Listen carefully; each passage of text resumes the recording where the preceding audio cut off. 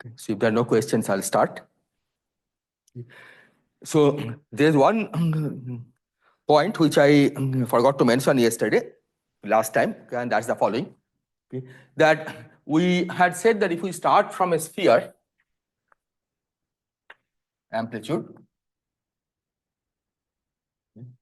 then we can construct a torus amplitude by simply inserting a complete basis phi r and phi rc here and summing over r. So this gives you torus amplitude.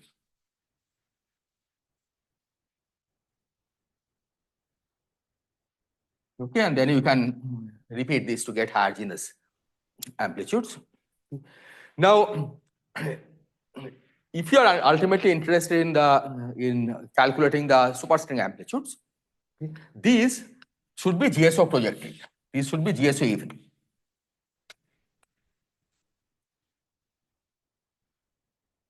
Okay. And this should include R and NS sector states. Okay, the second point I did say, okay, but its consequence I didn't mention. So it should include R and NS sector states, and it should be GSO even. Okay. Now, GSO even you can think of as follows. Okay, that suppose you didn't impose the GSO even condition. Okay, suppose phi r's were all the states, okay, without imposing GSO even. Okay, then it's as if you are inserting a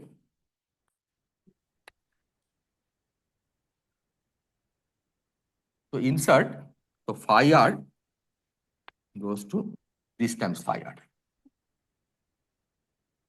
Okay, in that case, any state that is odd under GSO will automatically give you 0, right? So this will only allow the GSO even states to propagate. Is that clear? P GSO is GSO. This is a GSO projection. This is a GSO parity. So P GSO acting on a state is 1 is the state if S is GSO even, and this is equal to minus S if S is GSO odd.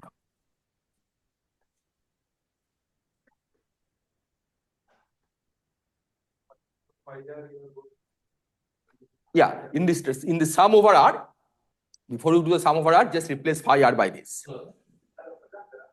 Okay, that will automatically make sure that we have only GSO even problem. Is this clear? The question?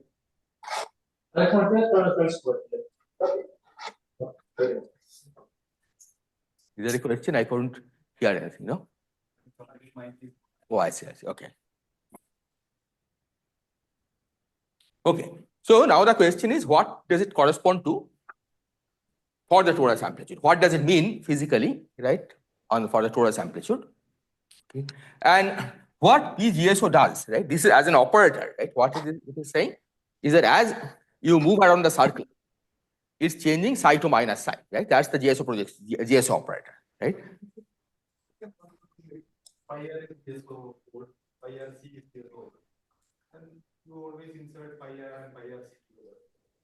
Yeah, so once you demand that this is GSO odd, the phi RC will be GSO odd, and vice versa.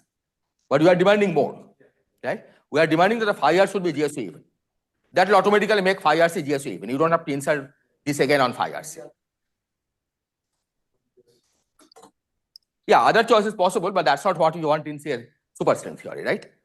Because when you are ultimately interested in calculating superstring amplitudes, right, you have to make sure that only GSO even states propagate, right? Because in principle, all the states that are your Hilbert space is reduced from the beginning to GSO even states, right? So you don't want to allow GSO odd states to propagate.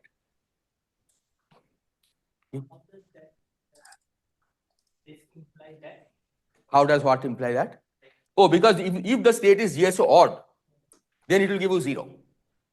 Right? Suppose PGSO is minus 1, right? Then this will give you 0.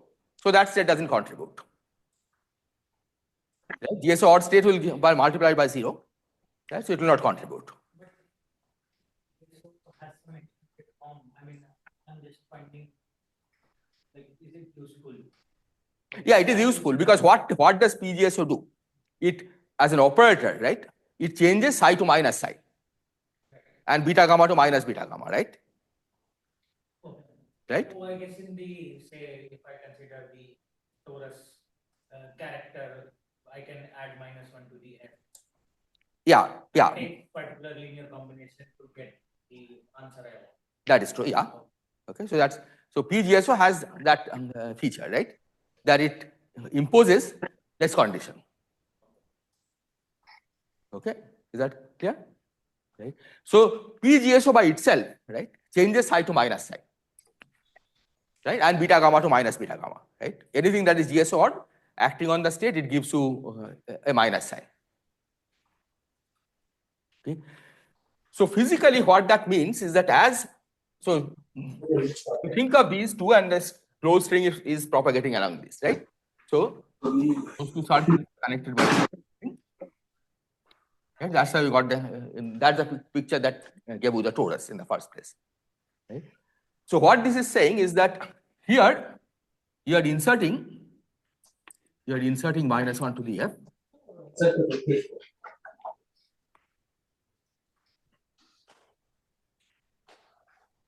Which means as you propagate from this side to that side, you put a minus sign for psi mu beta gamma.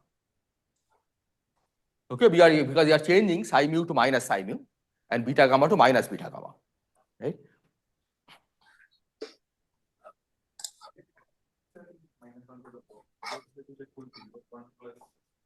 Yeah, but I'm looking at just the p.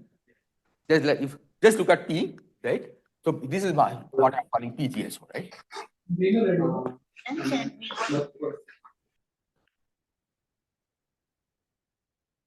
That,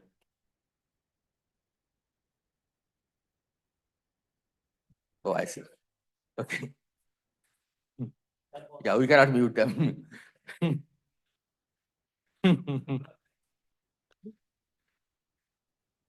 Okay, is this clear? That it changes the boundary, it changes the psi to minus psi. Okay. So geometrically, this means that what this is doing is that along the cylinder, okay, that imagine that this is a cylinder. Suppose you have this object and then the rest of the objects, which is a sphere, right? It's getting connected to the sphere.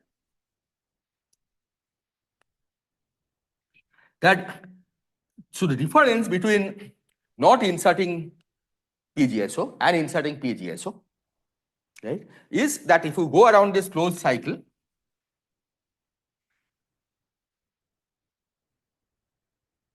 you pick up an extra minus sign for the size and betas and gammas. Is this clear? Okay. So this sum means that you are instructed to sum over both choice of boundary condition on psi beta gamma. One where as you go around this closed circle, psi is periodic, and the other one when it's anti-periodic. Right? And similar thing for beta gamma. So the one term sums the even. Yeah, so one term sums, but you don't change the sign, and the PGSO change sums when you change the sign.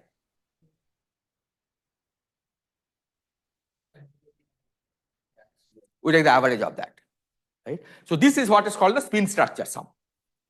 Okay, this is a spin structure along this, so which means that along any closed cycle of the torus, you sum over both periodic and anti-periodic boundary condition. Is this point clear? Now there is a similar sum on this side, along this cycle. So can we see what that sum is? Why is there a similar sum along this cycle?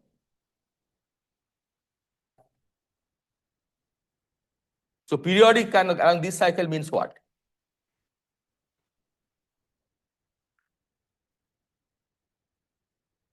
Closed string propagating, right? As you go around the closed string, psi can be periodic or anti-periodic. So we are summing over them, right? R and NS sector. Pardon? R and NS. R and NS sector, right? Because Ramon sector and NS sector differ by boundary condition on psi, right? So the fact that you have to include both Ramon sector and NS sector, right, is telling us that you have to also sum over periodic and anti-periodic boundary condition on this side. This fact basically takes care of that. That's what you are saying, right? Yeah, exactly. Sorry, around one cycle of the torus. Exactly. We have this G. Yeah. And the other one is this R and N. Exactly. It's the other side. Exactly, other sum, right? And you don't have 1/4, you only have half because the projection is only once, right? These are the interpretation of projection. Here you are really summing over both sectors, right? So the net result is that we will have a half instead of 1/4. Okay, because half from the 1 plus PGHO, right? The other one is just you just have to sum over Ramon and NS sector. Spin structure. This is called spin structure. So the sum is called the sum over spin structures that you have to, for a torus, there are 4 spin structures, right? You can put odd, even, odd, or even, right? And in general, a modular transformation which exchanges the cycles of the torus will mix them, right? Only one spin structure is not mixed, which is Ramon RR, right? If you have periodic on both cycles, then whatever you do, right, any exchange, any linear combination, it always remains periodic. Okay? So RR is separate, right? That is called what is called the odd spin structure. The other 3 can be transformed into each other under modular transformation. Those are called the even spin structure. So character will be like a sum of 4 terms, which under modular transformation will go into each other. Exactly. But overall, it will remain invariant. Overall, yeah. Characters may not remain invariant, but partition function will. Yeah, exactly. Right? Partition function will remain invariant. Right? The others will go into each other, but the, Three will go into each yeah. other and exactly. The one will remain invariant.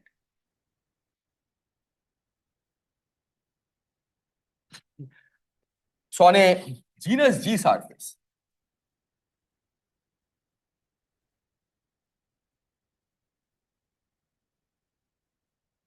we have 2 to the 2G terms.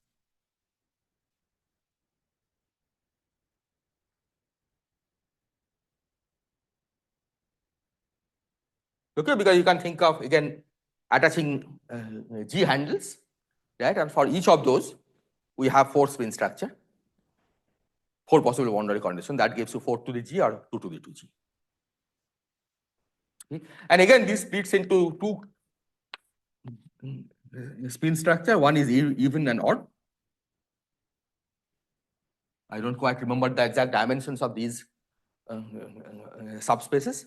Okay. But there is one set of spin structure, right, which are called even spin structure. They go into each other under modular transformation. And there is another set which is odd spin structure. Okay, they also go into each other under modular transformation. Okay, but to give any physical interpretation of this as coming from propagating strings, right, on degeneration, you have to sum over the spin structures. Right? Even though the just modular invariance would tell you that you can restrict to other even or odd spin structure. Right? But if you want to give a physical interpretation of this as coming from string propagation, right? That's like here, when it becomes long, it's like a string connecting these two. Okay? It's like a one loop diagram. Right? That interpretation requires that you sum over everything. Because if you include in this case, for example, the Ramon, right? It doesn't have an interpretation as a summing over state, right? Because you have Ramon. So on one case we have Ramon, right? In the other case, you have this part, right? You don't even have the one, right? So it's not calculating trace of anything, right?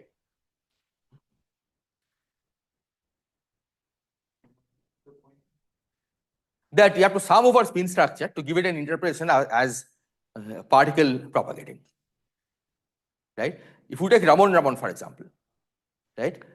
That Ramon even. Sorry, odd, right? Both cycles are odd. Both cycles periodic, right? Periodic.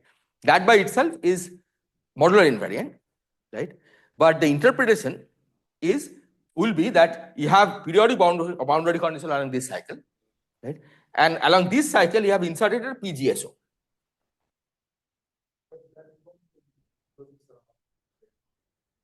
No, Ramond also has both GSO, right? You remember A and A dot, right? It has both sectors. You apply PGSO. So for the A's, it will give a plus sign. For the A dot, it will give a minus sign, right? But it's not that you are summing over a subset of the states, right? You're summing over all states with a weight factor, right? So it doesn't have another standard interpretation as a partition function.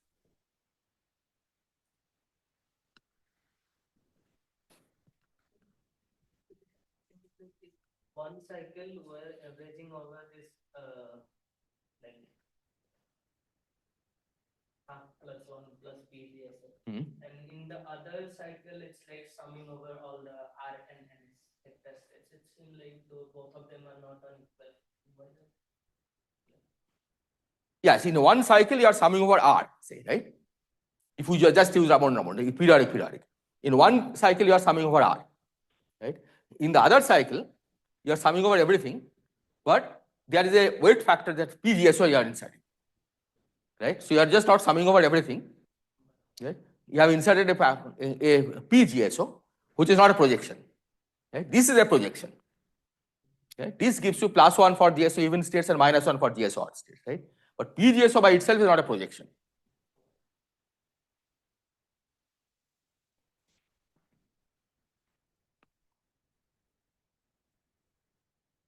The questions? You said something about the 1/2 and 1/4. That what's the Yeah. So what I said is that this half is clear, right? That because it's a projection, it has half times 1 plus PGSO, right? But the summing over two boundary condition on this cycle, right? That is not a projection. That is just saying that you have to include Ramond and Nebus-Schwarz. So there is no half there. okay? Right? That's all I said. That so the net factor, you might have said that okay, you are doing twofold choice around this cycle and twofold choice along that cycle, right? So you should have half times half. Yeah, But you only have half. Right? That's all I said. And similarly on the torus, on genus G surface, you'll have 2 to the G, not 2 to the 2G, 1 over 2 to the G. Okay, because there again, I mean the interpretation of half of them are as if you are interested in a projection operator, and the other half is summing over two different sectors of states.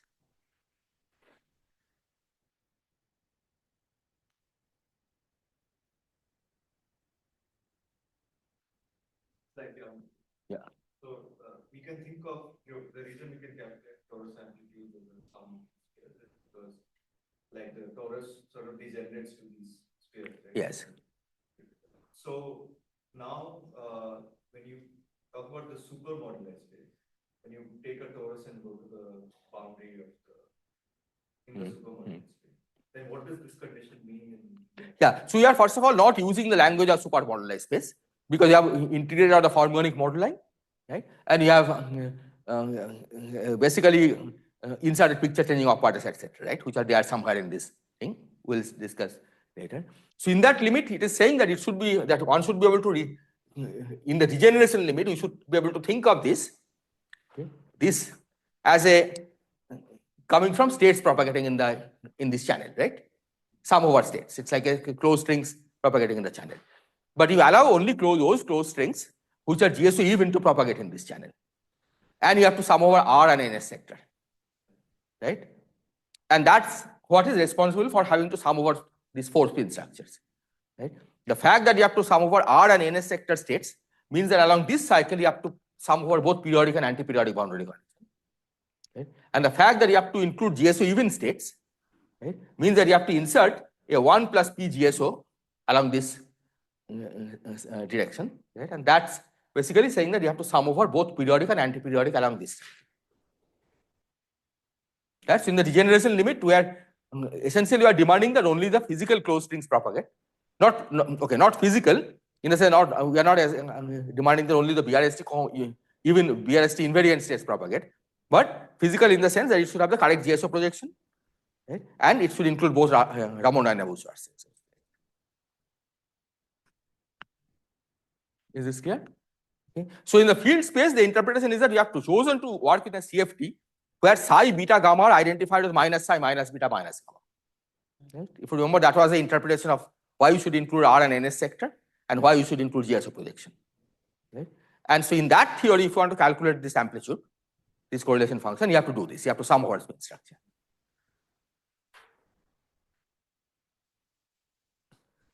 But here, I mean, is there any physical meaning like this correspondence between A cycle, B cycle, RNS, and GSO evenness? Then somehow on one. Yeah, you can do this only if in the limit when the one cycle becomes long. Right? In general, right, on a torus, as you said, modular transformation just mixes up things. Right? So you cannot really say, okay, this is Ramon, this is Neville-Schwarz. It depends on what kind of interpretation you are giving. Okay? But nevertheless, the fact that you have to sum over 2 to the 2G spin structure, that fact remains. Right? That ensures modular invariance.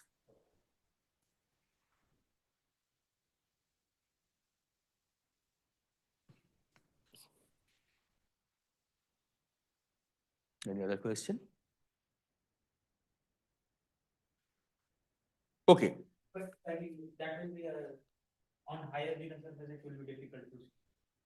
Yeah, it will be difficult to see, but this is a result that one can prove, right? From the physics argument, we can see that it should have 2 to the 2G, sum over 2 to the 2G spin structure, right? The fact that it gives the modular invariance at the end, that is harder to see. Just counting the cycles to like whatever. Exactly. I mean, in the limit when each of these cycles are long, right? Then this counting works, right? And the idea is that now if you go to the different points in a moduli space, right? When the cycles are not long, the number of sectors shouldn't change, right? So you can count number of sectors by going to a corner of the moduli space where you can think of this as a long tubes connecting the sphere, right? And then you can think of these as actual closed strings propagating. For example, it comes from one from that 1 plus PGA, so that is 2. Exactly. And there are 2 from Ramon. Yeah. On the higher genus, it's the same, right? If you think of this higher genus as multiple tubes like this, right? Each tube will have 2 Ramon and Neville-Schwarz, and you have to put the projection. Yeah.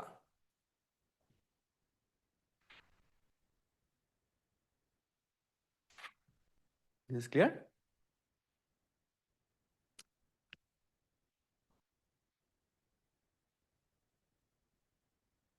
Okay, now let me discuss some aspects of cohomology.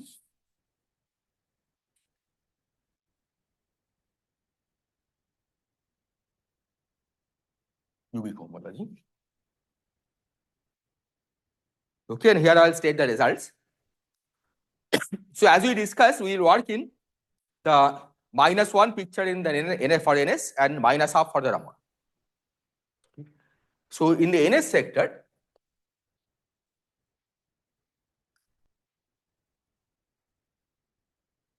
for generic momentum,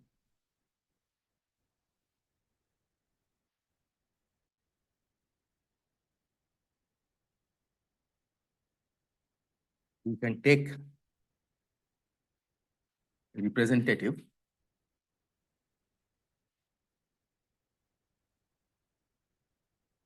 of the cohomology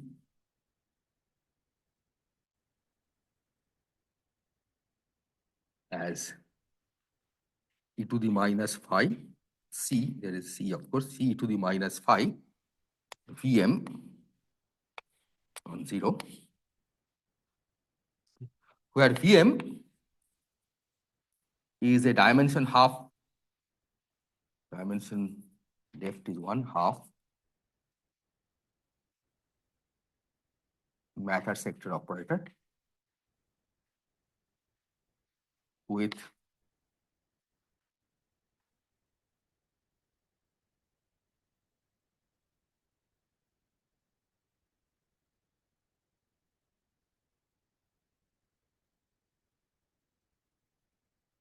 I should have used ln gr 0 for n greater than 0, r greater than 0.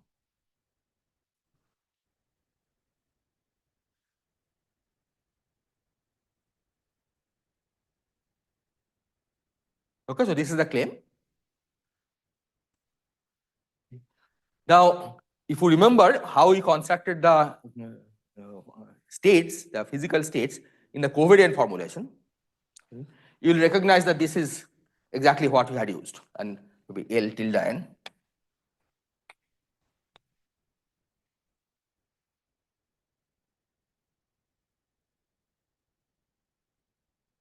Right? There we only looked at the matter part. Right? We demanded that the ln, L tilde n, and gr for positive r annihilate the state. And the L0 condition, right? That's more important. L0 condition, if you remember, right? We had this L0 tilde minus 1, L0 tilde plus 1 acting on Vm equal to 0, sorry, L0 tilde minus 1, and L0 minus half on Vm equal to 0. Is this again heterotic? Heterotic, yeah, we are doing heterotic. Yeah, otherwise we'll have C tilde, yeah. Right? Here C tilde is minus 1. Right? Or C tilde is minus 1, yeah. Sorry, this was, yeah, this is, I think, correct. Is clear? Okay, so that would agree with this. The fact that we are taking Vm to be dimension 1/2. Right? Because this is telling us that the L0 tilde should be half, it should be 1. Right? And this is telling us the L0 should be half.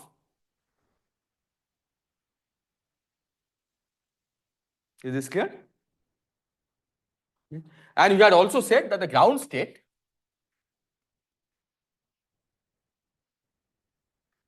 zero m is GS odd.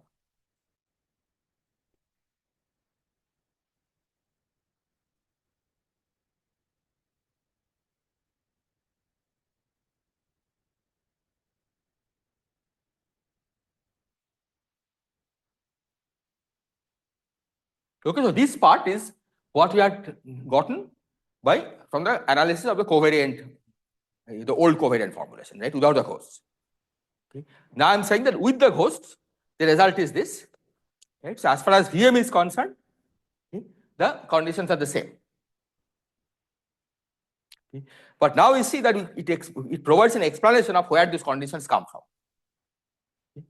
So let me give that explanation. First of all, we say that this is GSO odd, right? Which means that Vm must be GSO odd for this to be physical. Right? In the matter sector, if you remember, the lowest state was psi minus half acting on the vacuum. Psi mu minus half acting on the vacuum, right? On the right moving sector, because the vacuum was declared to be GS odd. But now we see that if you look at the full vortex operator, including the hosts, right, this in fact is GSO even, because e to the minus phi is GS odd. Right? E to the minus phi is GSO odd, this is GSO odd. Okay, so this is GSO even. So in the full BRST formulation, in fact, we are demanding the vacuum is not GSO odd. The SL2 invariant vacuum in the matter host sector is GSO even. Okay. The reason that we thought the matter vacuum was GSO odd, because there is a hidden e to the minus phi, right, which you didn't see in the old covariant formulation. Okay. Once you include the e to the minus phi, then the vortex operator is in fact is GSO even, right, and the vacuum is GSO even. Is this clear? But this is when we choose to work in picture minus 1. Yeah, picture minus 1. So that's the canonical picture. In the other pictures, the vortex, the representative will be different. Representative. But will it be GSO odd? No, it will not be. It can change. Yeah, it will change appropriately so that the total vortex operator will always be GSO. This 0m GSO, 0m is the ground state that we were using in the old covariant. Exactly. And Right. that is actually e to the minus phi. Exactly. Yeah. So that 0m is actually e to the minus phi on the actual zero vacuum. That in fact it's C1 e to the minus phi acting on the vacuum, because that part we didn't see in the old covariant form. Right? We didn't see either the BC host or the beta gamma host.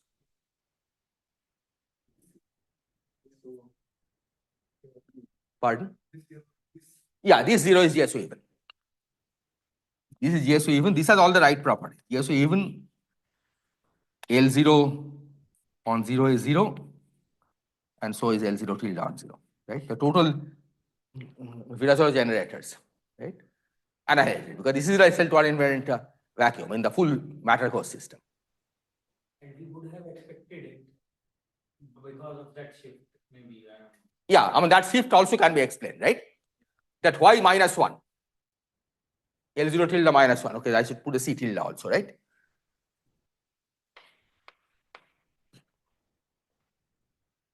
See, this whole thing has to have L0 equal to 0 and L0 tilde equal to 0, because you have proved that in the full system, right? If you have any state which is not L0 equal to 0 and L0 tilde equal to 0, and which is BRST invariant, it's also BRST trivial, right?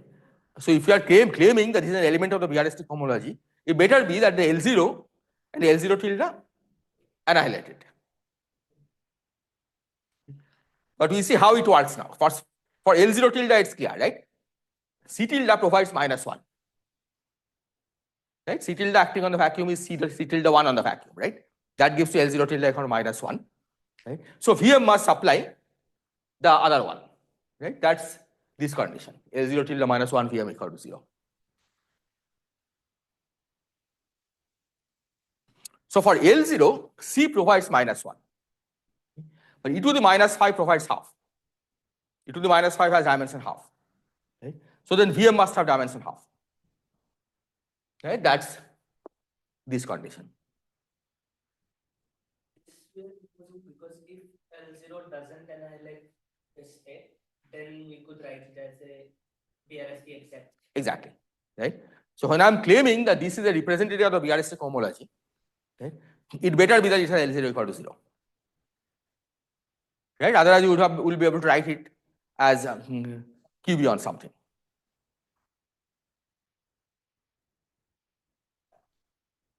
Is this clear?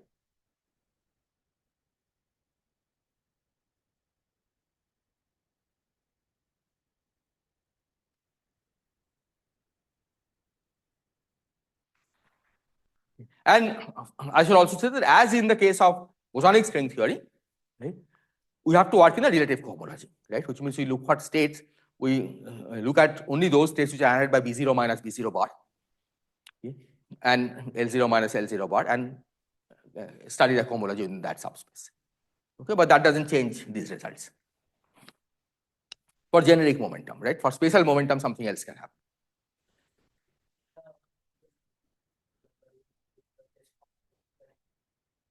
Yeah, exactly.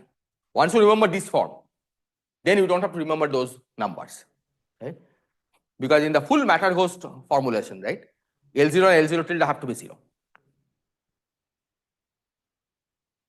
Right? And then the GSO rules also you don't have to remember, right? Because the fact that the VM was required to carry GSO odd with GSO odd, right, that also you don't have to remember, because you can read out from here. Right? Where e to the minus phi is GSO odd, so VM better be GSO odd for the whole thing to be GSO even.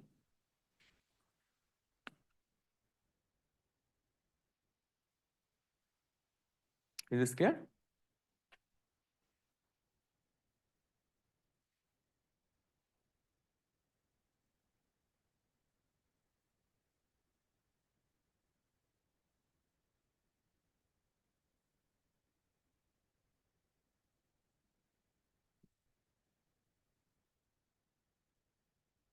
Yeah. No. It's not related to Siegel gauge. Siegel gauge also imposes a B0 plus acting on the state equal to 0. Relative cohomology you have to work in, because without working in relative cohomology, you cannot even define the correlation functions. Right? You have to make sure that the states are the states whose amplitudes you are calculating have L0 minus L0 bar equal to 0. Right? But otherwise, when you try to integrate over the moduli space, right, what will happen is that as you go around closed cycles, the integrand changes sign, for example. Okay, and that you cannot allow, right? Because then what are you integrating? Okay, even in principle, it's not a well-defined object. CFT it is called the spin, right? Yeah, L0 minus L0 bar. Yeah, exactly. Because that's rotation in the Z plane, right? And the state should carry weight 0 under it so that they don't become Exactly. transform under. Yeah. L0 minus L0 bar acting on 0, is that related to B0 minus B0 bar? That's, yeah, that is related to B0 minus B0. You have to impose both conditions, right? Because QB with B0 minus B0 bar anti-commutator gives you L0 minus L0 bar, right? So that they are closely related. You have to impose both conditions together. Here, VM is GSO e to the power minus 5. Everyone is GSO, right? No, C and C tilde are not GS odd. These are GSO even. E to the minus 5 is GS odd. VM. Yeah, VM is also GS odd. Okay? So basically, this is what is forcing VM to be GS odd. Okay? Yeah. Because e to the minus 5 is GS odd. Of this related formula, so B0 minus B0 bar I impose and L0 minus L0 bar and I express it. These two are exclusive of each other. Like, Well, see, for example, you clearly see that if you impose B0 minus B0 bar on the state equal to 0, then you cannot not impose L0 minus L0 bar, because then otherwise QB will not have a good action, right? Because QB anti-commutator B0 minus B0 bar is L0 minus L0 bar, right? yeah. So imagine that you have a state in the cohomology, right, which satisfies QB on that thing equal to 0. Then QB commutator is B0 minus B0 bar will automatically give you 0, right? So you have to impose that condition, L0 minus L0 bar. So I can just say, no, I work in the cohomology and I impose B0. Yeah. No, that's the point. You don't work in the cohomology, right? In general, you work in the whole CFT Hilbert space, right? Okay. So you don't work in the cohomology. You define cohomology in that subspace, right? So when you are defining cohomology, right, you impose these conditions from the beginning, right? L0 minus L0 bar and B0 minus B0 bar acting on the state equal to 0. Now you ask if a given state, right, is QB on something. But that something has to also be annihilated by B0 minus B0 bar and L0 minus L0 bar, right? If you remember in the case of bosonic string theory, right, at zero momentum, we had this state C1, C minus 1 minus C tilde 1, C tilde minus 1 on 0. These are zero momentum reaction. So this is QB on C0 minus 0, right, up to a normalization. But you don't declare this to be an exact, BRST exact, because this state is not in the cohomology. Not in the relative form. Not in the relative cohomology, exactly. Right? You know, this state is not part of the Hilbert space. Yeah, not in the, forget about cohomology. This is not even part of the Hilbert space. Right? C0 minus on the vacuum.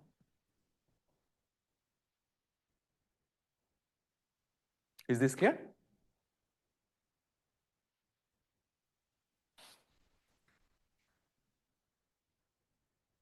Again, for most purposes, this distinction is not very important, because at generic momentum, right, we don't have to worry about this. Right? Nevertheless, it's good to keep this in mind.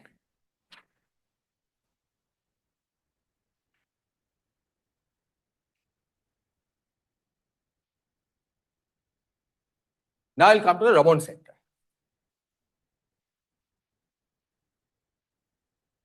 Oh, by the way, I should also say that the original reason why you introduced this e to the plus minus 5, right, was that you wanted gamma to vanish, right, at the location of the punctures, and gamma is eta e to the 5.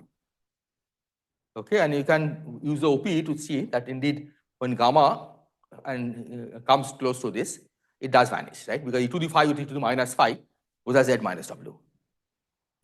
Okay, so as z goes to w, it vanishes. So indeed, so the fact that it has negative coefficient of e to the 5, right, it means that gamma does vanish near these punctures, near these vertex operators. Different representation of the same state in the Yeah. homology, then on that also. It will not vanish, right? It will not vanish in general, right? That's why there is a some tension between what you get from CFT and the general CFT BRST formalism and what you intuitively expect to be true. Okay? Because this point is true even for bosonic string theory, right? You could take another element of the homology, right? Yeah, without CC tilde. Right? You can add to that with something which doesn't have the CC tilde. Right? On that, C may not vanish. Right? It may not have a factor of C. Nevertheless, what will happen is that it will be pure BRST exact, right? Because what you are adding is BRST exact. Oh, okay, it vanishes because of the other rate. Yeah, exactly.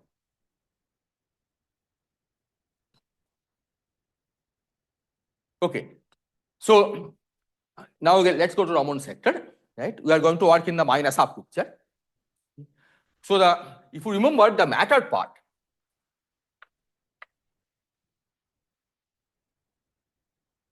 had this A, right? This is a spinor index. This is a SO9,1 spinor index.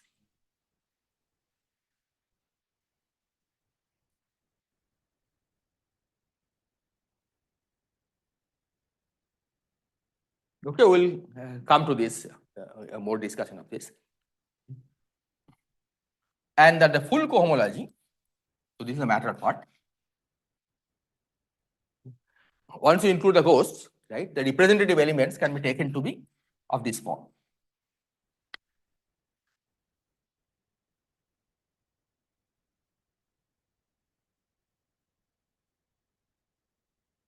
This we can also sometimes call minus half. These are the momentum level also, right? Momentum level I didn't write. Okay, their VM of course carries momentum. Right? Here the matter part had the spinor index and what momentum it carries.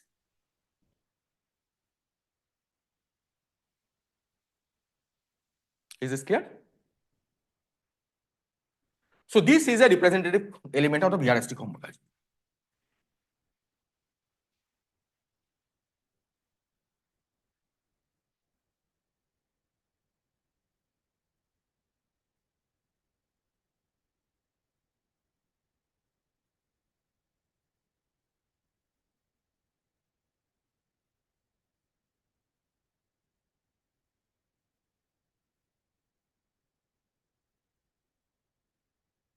Sorry, C tilde at 0.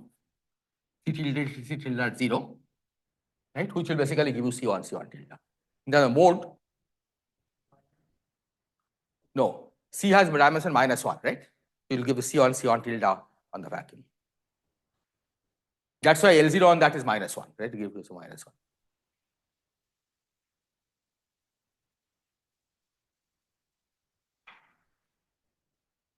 Is this clear? Okay, but now to do anything better than this, we have to understand what this state is. Right? This is a matter sector state. Okay, so this must be some vertex operator.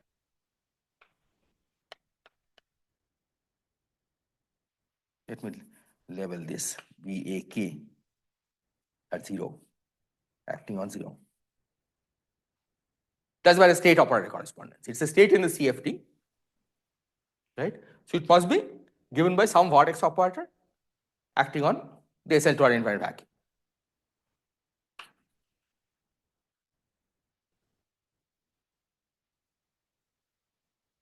Okay, and we'll try to figure out what this vertex operator is. Okay, so roughly we'll write this as SA times e to the I k dot x just to factor out the k dependent part. Okay, because if it carries momentum k, it should have this e to the I k dot x. Right? That is clear. Okay. SA is some new operator that we haven't introduced so far. These are what are called matter spin fields.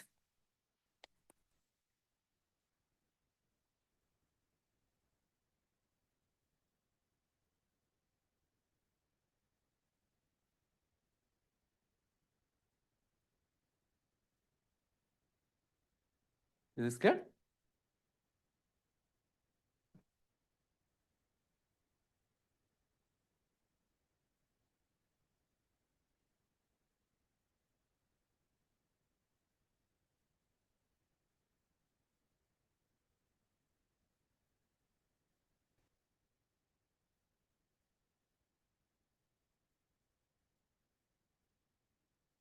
So let's try to see what we can learn about this spin field.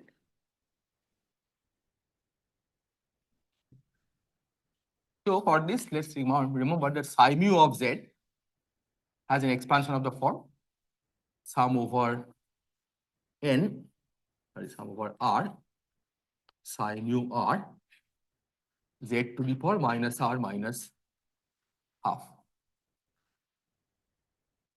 Because psi mu has dimension half. I'll call this b, I think, right? B mu r. B mu r.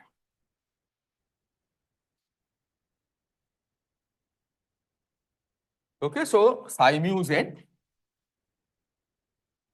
is a 0 acting on a vacuum. I'm just factoring out e to the I k dot x, which is not really doing anything, vacuum. We can just use this expansion.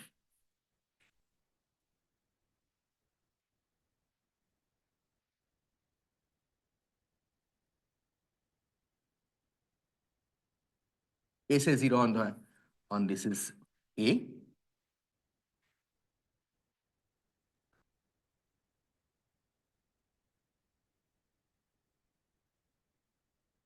Now, in this case, do we expect R to be integer or half integer?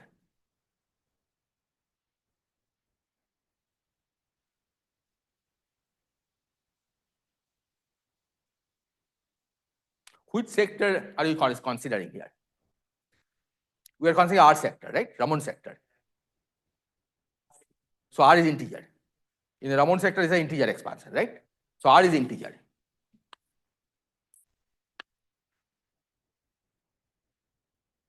Okay, and in fact, B mu R acting on vacuum is 0 for R greater than 0.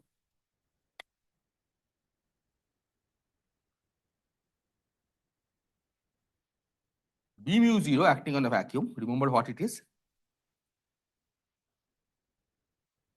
Acting on A, not vacuum, on A. Because this is the Raman sector vacuum, right? Level by A. B mu 0 acting on A. Remember what this is? Where did the index A appear in the first place? This is from the 0 mode, exactly. Yeah. So this is the Clifford algebra of the 0 modes, right? B mu A provides a Clifford algebra, and A is the spinor representation of the Clifford algebra. Yeah. Right? Is it clear?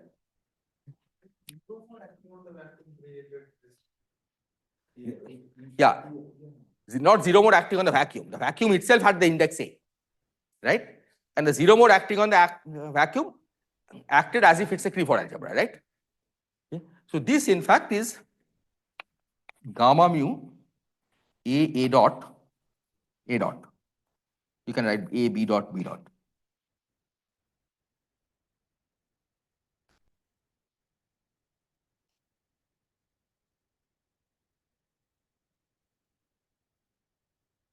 Why is it B dot and not B?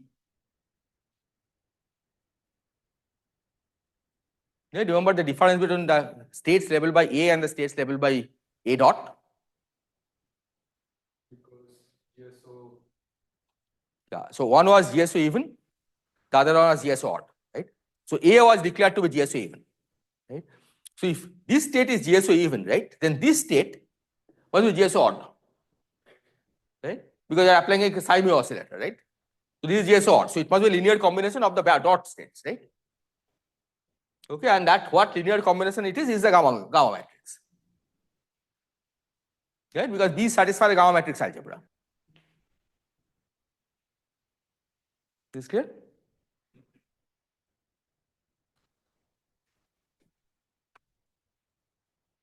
So you are going to translate this into a statement about OPE.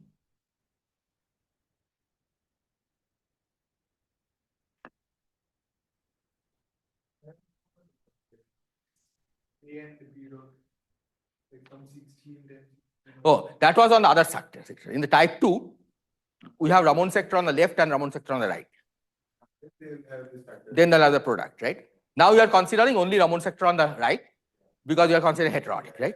Yeah, otherwise you have to basically repeat the same analysis on the other sector, on the other side. So in the type 2 case, it would have been like, in place of A, there would have been two A, comma B. dot. A comma A dot or A comma B dot, A comma B. Then B tilde acting on that would have changed the second. Exactly. We have to change the second one. Right? Here we are only considering B, so it's changing the only one that is available, that is there. Okay, so the leading contribution here comes from the R equal to 0 term. Right? Because R equal to 1 onwards, annihilate this state. Right? So they will not give any contribution. R equal to -1 onwards, give you positive power of Z. So as Z goes to 0, those terms will go away. So for small z,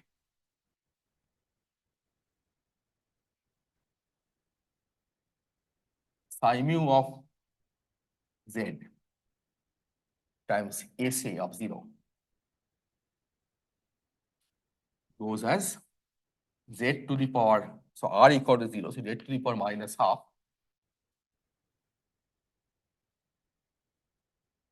times gamma mu A dot or AB dot SB dot on 0 plus order z minus W to the half. What is SB dot? SB dot by definition is a state, is an operator that creates the state B dot out of the vacuum. SB dot is not GSO even, right? We had said that in the matter sector, if SA is there, SB dot shouldn't be there. Right? So you are looking at the GSO odd states. This was, we defined one to be GSO even, other one will be GSO odd, right? And we had kept SA as the state that you want, and SB dot as the state that you don't want. But B acting on this will again give some. Yeah, B acting on this will give you back SA, right? Again, linear combination of the SA. Is this clear? I mean, there we said that R greater than 0, all the modes will annihilate. Yes. For A, yes. And R equal 0 is this, it will act like this. Exactly. gamma matrix, and Yeah. R less than 0. R less than 0 will not annihilate it, but that vanishes because you are taking the Z. Sorry, R less than 0, yeah, Z has positive power. That goes away in the Z. For small Z, so that's these terms. The Z minus W to the half terms are coming from there. Or Z to the half term. W is 0 here, right? Z to the half term are coming from there. Higher order terms. Negative order terms, right? R equal to 0 gives you Z to the minus half, R equal to -1 will give you Z to the half. Suppose this B to R on A equal to 0 for R greater than 0, because this it goes as Z to the power some minus. Yeah, so A was defined as the lowest possible state, right? Okay. So that's why you demanded that B mu R for positive R should annihilate it.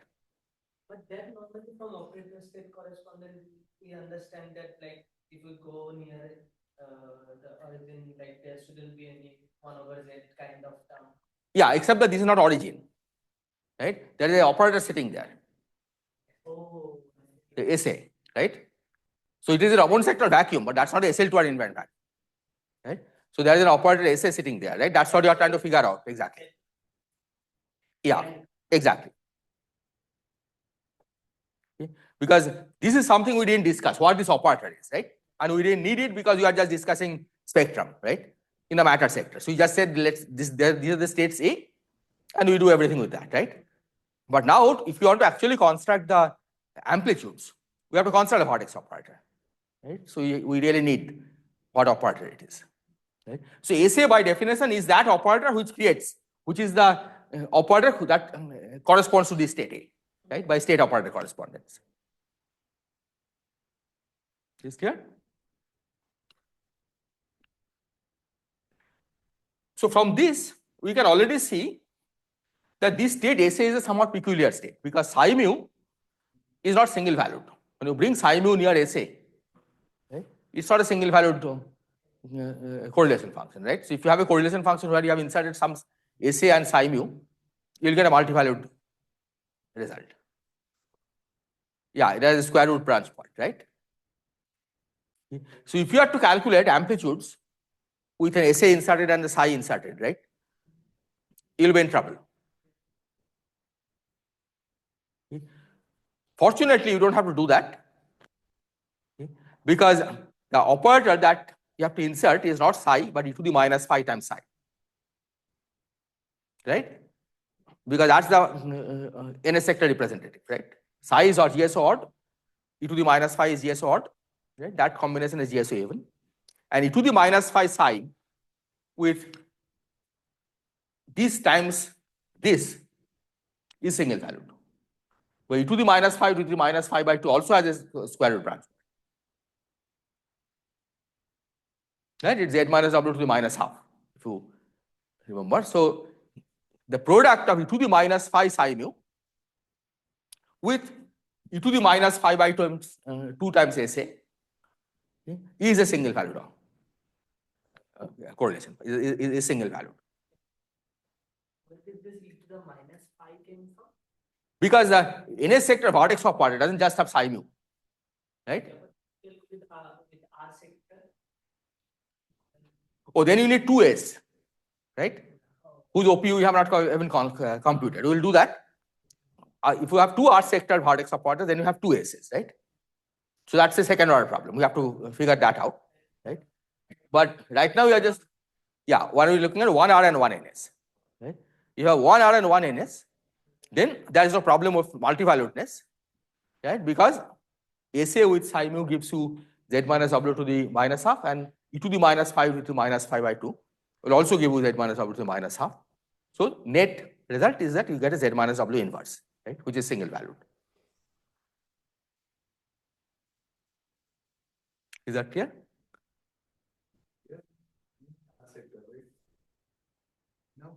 We can have an amplitude where one R sector vertex operator, one NS sector vertex operator, right? There may be other R and NS sector vertex operator, right? This amplitude will be expressed as an integral over the model line. Okay. R sector psi mu sitting with SA. No, there is only one psi mu. Psi mu is a local operator, right? But then There is no R sector and NS sector psi mu. Yeah, that is coming because of this OP, right? Its expansion has this integer versus half integer because in the R sector at the origin, there's an S sitting there. That's the reason why you are getting this half integer, the integer or half integer expansion, right? In the NS sector, there is no S, right? There psi mu has to be periodic on the plane, right? Single valued on the plane. But in the R sector, because there is a S sitting there, right? It can be multivalued.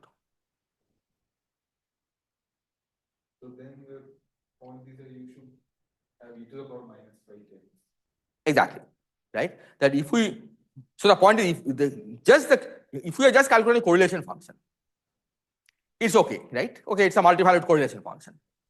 Okay? But in string theory, you have to integrate this correlation function over the moduli space, right? Which includes the locations of the functions, right? In that integral, if the integrand is multivalued, right? You don't know what is the meaning of integrating it, right? You integrate and you the integrand becomes minus of itself, right? So the net integral will be 0, right? If you work on the Raoul cover. The point is this one we got, this one we can't sense, but point is if we have an NS sector vertex operator with which we are calculating the amplitude, then it would be single value because we'll get e to the minus phi and e to the minus phi by 2 will give some half integer. Exactly. Then this will be single value. Yeah. And with R sector, we'll have another S, so that OP will have to see. Yeah. That I think would not Yeah. be. That better be single valued, right? 2 e to the minus 5 by 2 and 2 e to the 2s better give a single valued expansion. Right? That we have not talked about so far. Is this clear?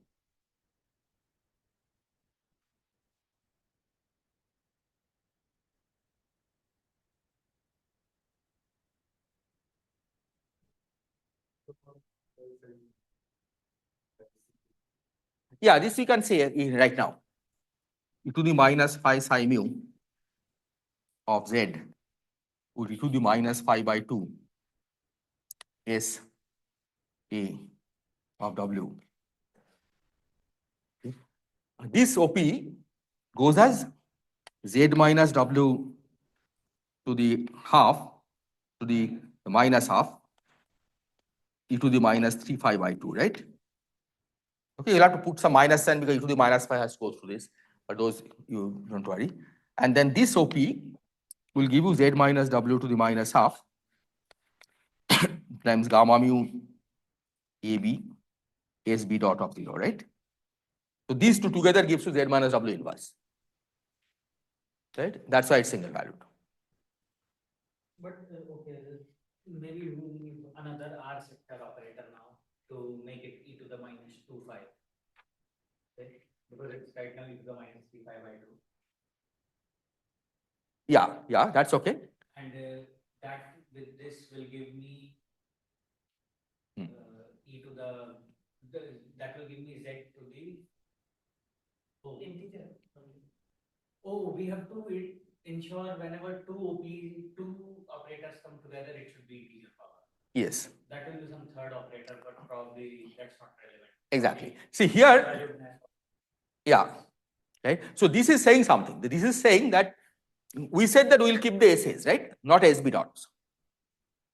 But this OP produces an SB dot, right?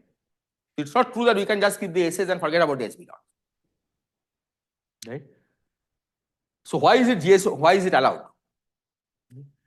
It's allowed because in the minus half picture, SA is the allowed operator. In the minus 3 half picture, it's SB dot which is the allowed operator, right? Because you go from minus half to minus 3 half by acting on e to the minus 5, right? That's GSO odd. So you have to change the GSO projection rules on a matter sector also, right? If SA was allowed in the minus half sector, then SB dot will be allowed in the minus 3 half sector. But if the correlation function has to be non-zero, the picture number should be minus 2. Yeah. So see, 2-point function of one boson, one fermion is never non-zero, right? So you're assuming that there is some other things sitting somewhere, right? This is just local OP we are considering. It should be like individually single value. Yes, everything should be single valued. I mean, the final integrand that you have to calculate, right? Suppose you have Z1 bar, Z2 Z2 bar up to Zn bar, right? That correlation function should be a single valued function of all the Zi's, Yeah. right? Because this is single value. What I'm saying is if I say I have Z1, Z2 and I have a Z3, but bringing Yes. that Z3 in cannot make Z1 minus Z2 to the fractional Yeah. power integer. Exactly. Because the point is this is local, right? Yeah. The Z1, Z2 OP you can calculate locally without worrying about Z3.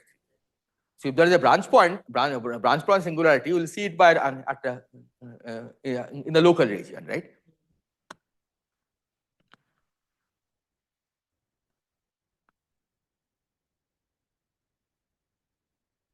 So this is an abstract definition of what these S's are.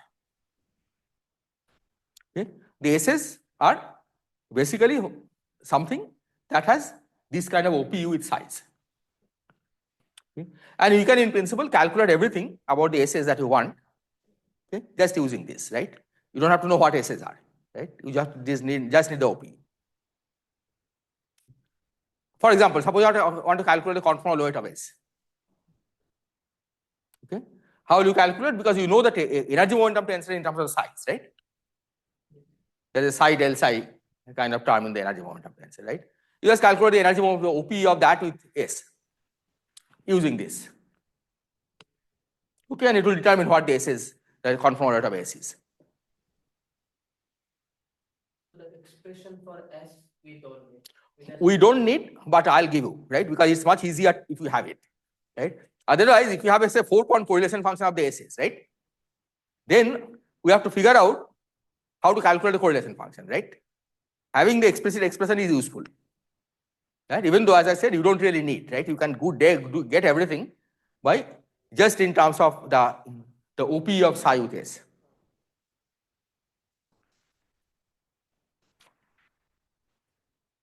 OP with psi with S with S also you can figure out because the 3-point function of one psi to S.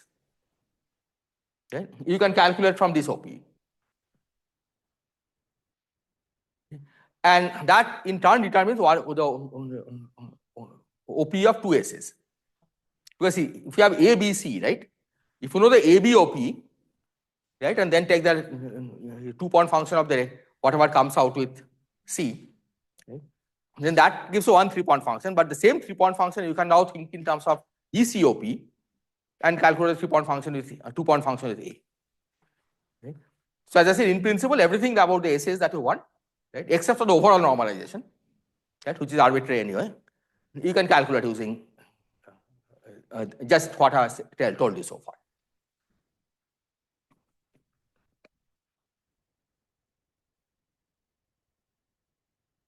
But now let me describe how to write down formulae for S because it is useful.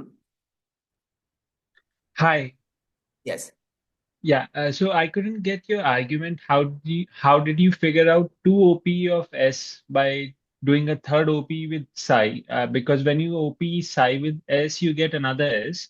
Yes. And now you have to take OP of this S with the third S. Yeah. Now it's a 2-point function, right? Yeah. 2-point function you can normalize. Okay. Yeah. So once you normalize the 2-point function, right, then you get the 3-point function. Yeah. Got it.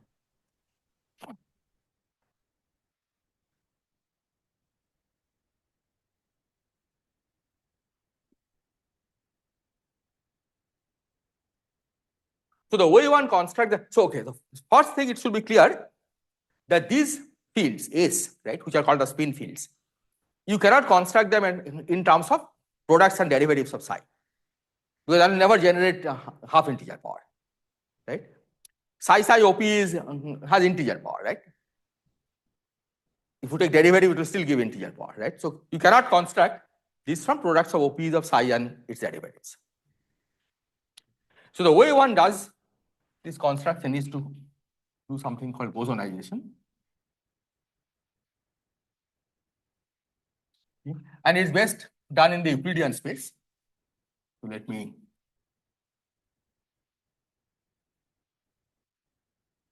because we think of the psi 0, okay, not as Lorentzian, but just as another space direction, okay, by putting appropriate I. And then we write psi 1 plus minus I psi 2 as up to normalization, which doesn't really matter.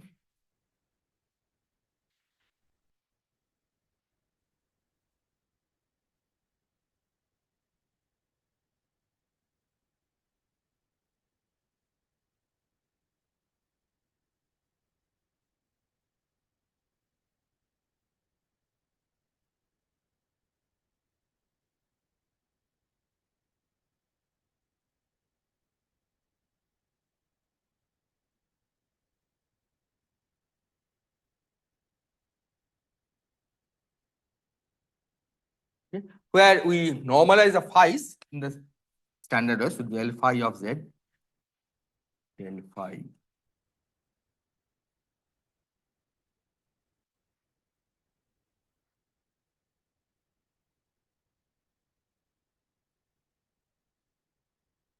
Okay, unlike the x's which has a 2 in the denominator, here there are no x's. So this is more like the bosonization of the beta gamma host that we did.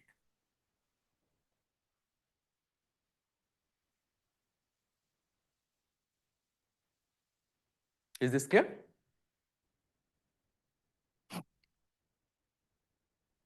So in terms of these bosonized fields, right, the dimension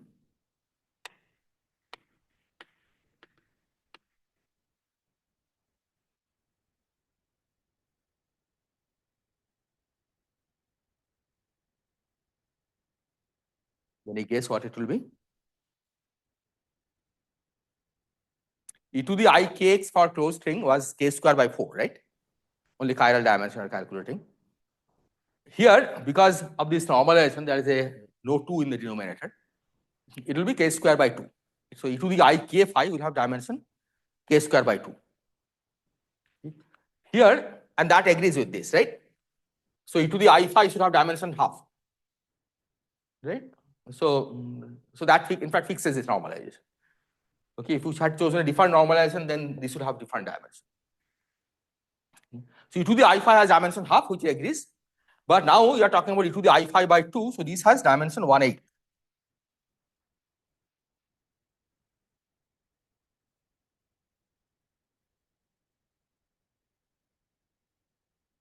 Is clear? And the spin fields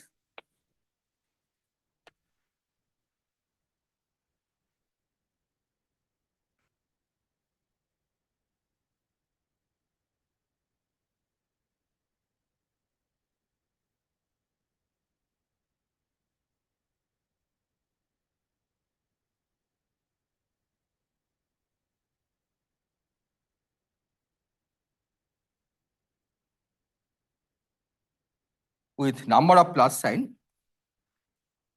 this is just a convention, or number of minus sign equal to even.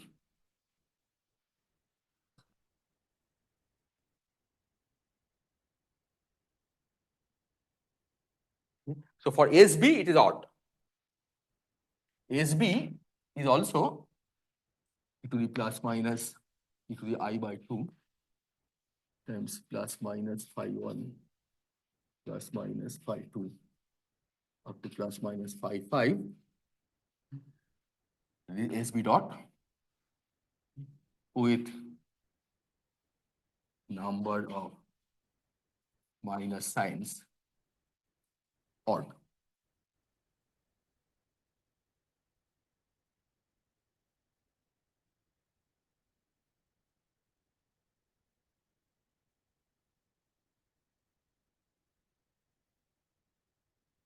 So how many such S's are there? 2 to the 5, but then the number of minus signs odd or even will make it 2 to the 5 by 2, right? 2 to the 5 over 2, that's 16. That's the dimension of the spinor representation of SO9, 1.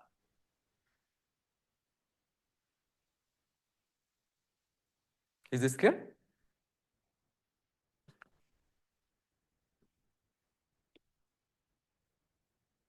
Now let's check that it has the right properties. That is, the OP has the right kind of singularity.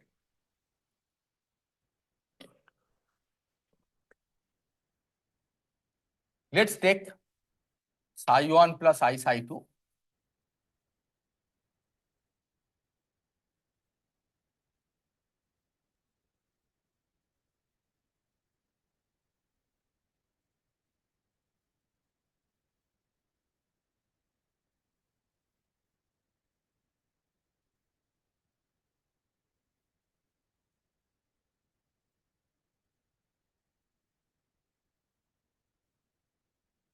I'm going to change this, otherwise it will get 0. Psi 1 minus I psi 2 put e to the I by 2 phi 1 phi 5. This is one of the essays, right? Essay is yes or even, we declared. Yes or odd, yeah. But as we learned, right, that statement has to be qualified that essay is yes or even only when multiplied by e to the minus 5 by 2. Right? Essay dot will become yes or even when multiplied by e to the minus 3 5 by 2.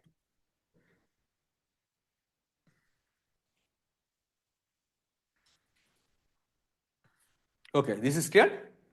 We are trying to calculate this. This one is e to the minus I phi 1 of z.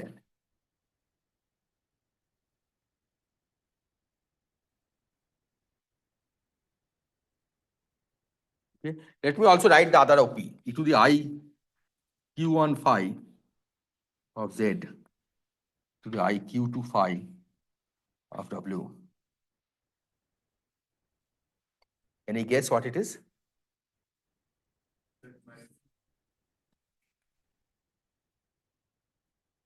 To the power plus q1 q2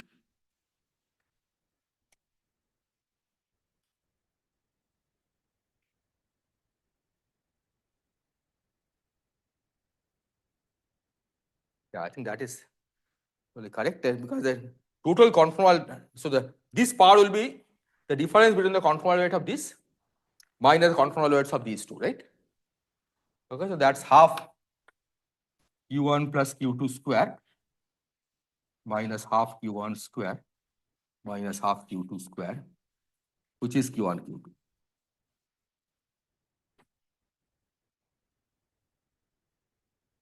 Right, so this OP is correct. So what will this be, this product?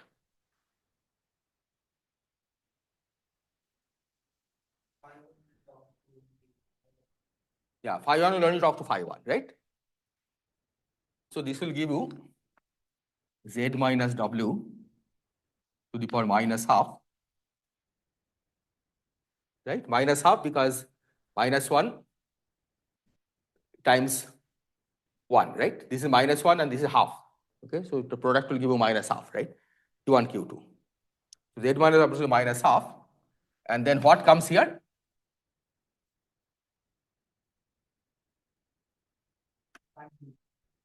Phi 1 sign will change, right?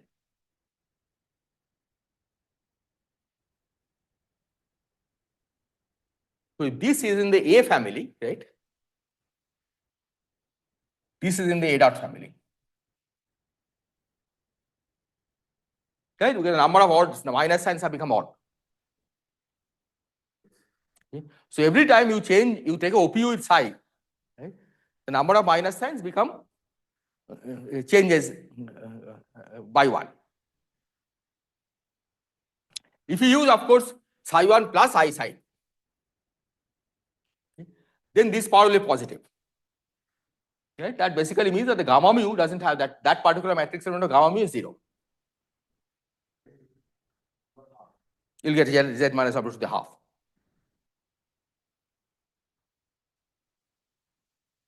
Okay, so when I said that these allowed things are number of minus signs half minus the number minus signs even or odd. Okay?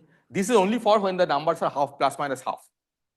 Okay? If you change from half to 3 half, the sign doesn't change, but it goes from GSO odd to GSO even and vice versa. GSO parity still will change. GSO parity will change. So if you change 1 to 3, right? Take e to the I phi by 2 and e to the 3 I phi by 2 have opposite GSO parity. Okay, that is clear because one can be obtained from the other by multiplying by psi, right? Psi has e to the I phi, right? Or e to the minus I phi. So when you multiply by psi, GSO parity should change. Okay, so this statement you have to interpret appropriately. That when I say minor number of minus signs even, right? That's only true if it's plus minus and no other coefficient, right?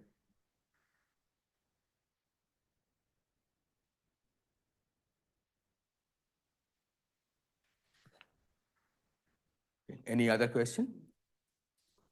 Parity will change, but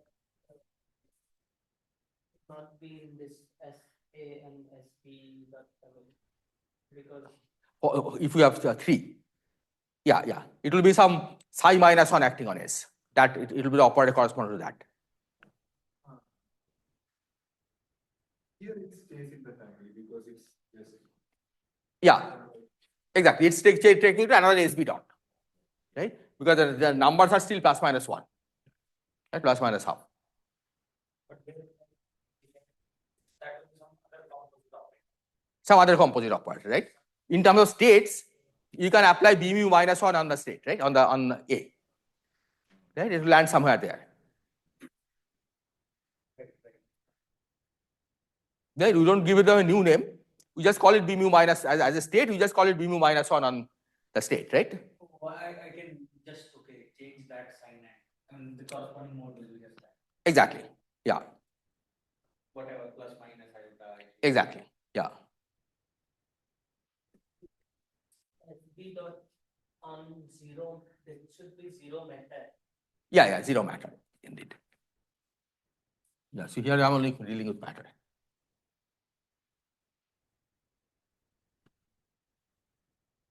Is this clear? mean, what we are saying is that this satisfies the same algebra as we were expecting. Yes. So the point is this in fact gives a representation of the gamma matrix. Right? This acting on this, it will give you, sometimes it will be 0 because there is no singularity, right? It may have z minus w to the plus 3/2, for example. When it is non-zero, right? That's a non-trivial element of the gamma matrix. Right? And one can verify that this satisfies Clifford algebra.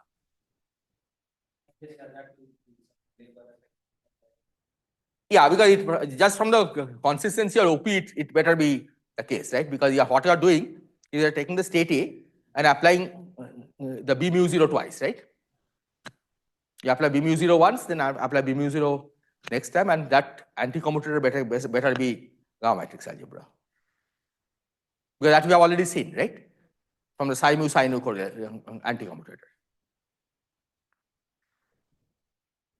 But from here, we are producing sort of linear combination. So we have to unpack that in terms of mu.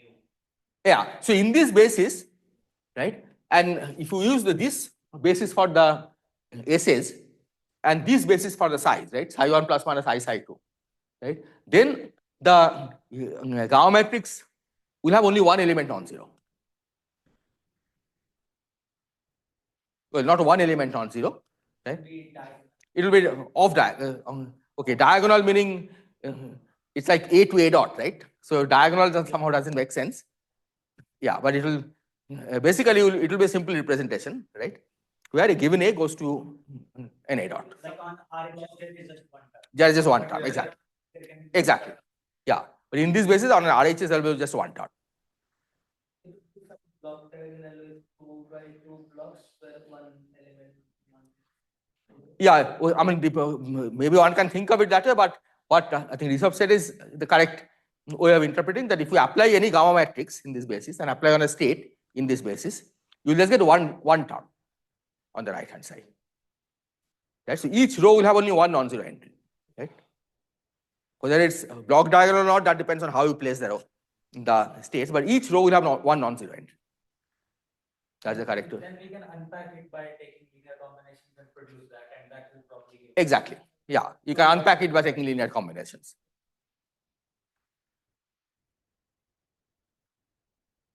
Is this clear? Okay. So now let's just take the dimension and then I'll stop. So what is the dimension of the spin field?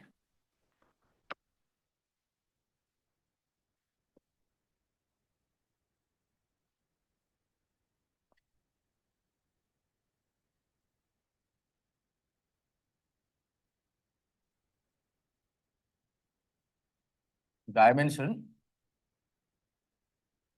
of AC.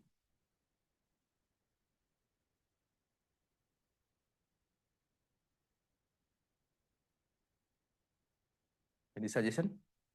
What's already there? 1 by 8 plus 1. Just 1 by 8 times 5. yeah, it's 1 by 8 times 5, right? So 5 by 8.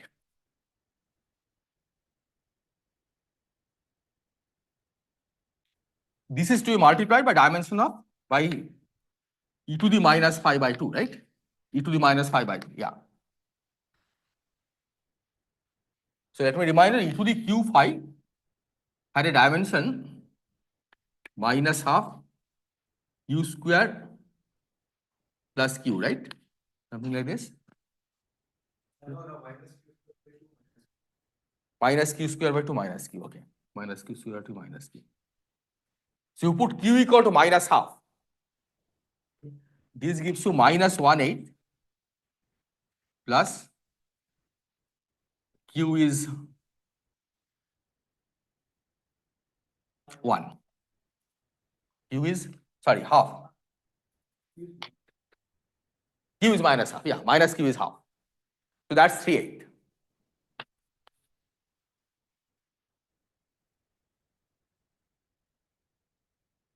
Right? So e to the minus 5 by 2 times SA has dimension 1.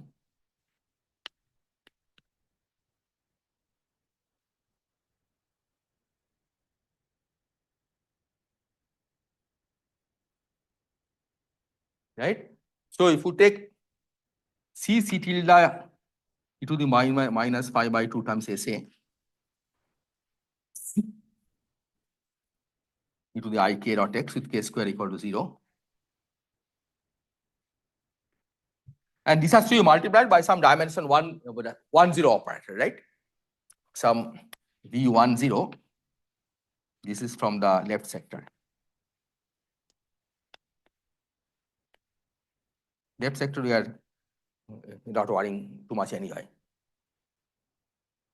This will have dimension 0, 0.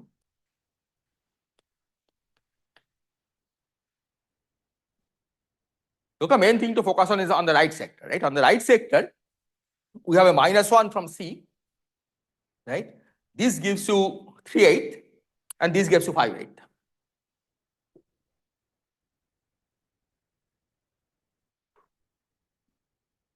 Okay. In fact, this is the reason why the C in the Ramond sector was 0. Or C tilde, we called it C in the Ramond sector, right? That was 0 because the dimensions already add up to the correct value. So when we defined C, right, we didn't know that SA has some dimension, right? We didn't know about e to the minus 5 by 2, right? So the dimension was being counted for anything else that acts on the Ramond vacuum. Okay. So you don't apply any other operator on the Ramond vacuum. Okay, except e to the I k dot x, which has k square equal to 0. Okay, which is dimensionless. Okay. So if you think from this perspective, right, the fact that C equal to 0 in the Ramond sector also comes out just from the matter-Gauss CFT. Okay. Total dimension of the operator is in fact just 0. Right? And here the cancellation happens between the dimension of C, which is -1, and the dimension of the spin field in the matter sector and spin field in the Gauss sector.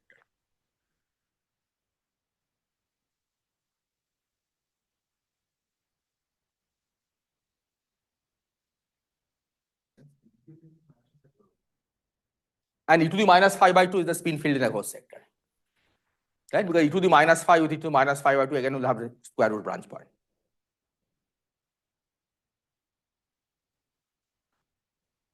Okay, in fact, beta gamma will also have square root branch point singularity with e to the minus 5 by 2. Right? Beta gamma has e to the plus minus 5 sitting in the operator.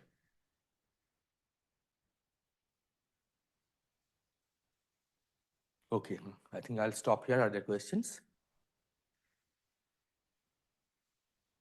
So this is the OCQ. From OCQ, we remember that this k square was 0. And why was it chosen to be 0 there? Because there you had said the C tilde is the C on the Ramond sector is 0.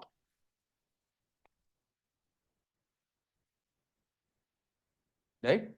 But the C that you are counting is that you had already chosen the Ramond sector vacuum, right? Okay. And the C that you are counting is what is the dimension of the operator that will act on this vacuum. Right? We didn't know anything about the fact that the Ramond sector vacuum itself carries some dimension. Right? That you are learning from here, right? So you just counted this as vacuum, and you asked what else you have to apply. Imagine that you have to apply something else on that vacuum. That something else has to have L0 equal to 0. Right? That's the statement that C tilde C was 0 in the Ramond sector. Right? And here we are saying why the reason for that, because this already carries dimension 5/8. Right? Then the ghost part carries dimension 3/8. Right? And the C carries dimension -1. So together they give you dimension 0. Right? And that's the reason why you don't need any other operator of any other dimension to act on this. But I forgot, like, there was some way to determine C. No, I didn't determine C in the coherent formulation. There is. There is a way, again, by unitarity, right? The same kind of argument that one does for determining why in the standard bosonic string theory also there is a way which is based on unitarity, right? Pardon? That we haven't discussed, yeah. Yeah, exactly. So it's much easier to see this in the full BRSA formalism, right? Because here you are not demanding unitarity. In a sense, indirectly you are demanding unitarity because you are assuming that the you are demanding the BRST symmetry is non-anomalous, right? That is that QB squares to 0 and so on, right? But you don't see this directly as a statement of unitarity, right? We simply demand that the BRST is the square of BRST is 0, and hence you have to pick BRST cohomology elements. Okay. That itself determines what these dimensions should be. In all covariant composition also we can determine this if we assume that the interactions included. Yeah, variation exactly. That's right. without going to interactions. Exactly, right? And BRST cohomology is also needed really for getting the interactions correct, right? Because to show that the pure gauge states decouple, for example, right? We have to use BRST invariants.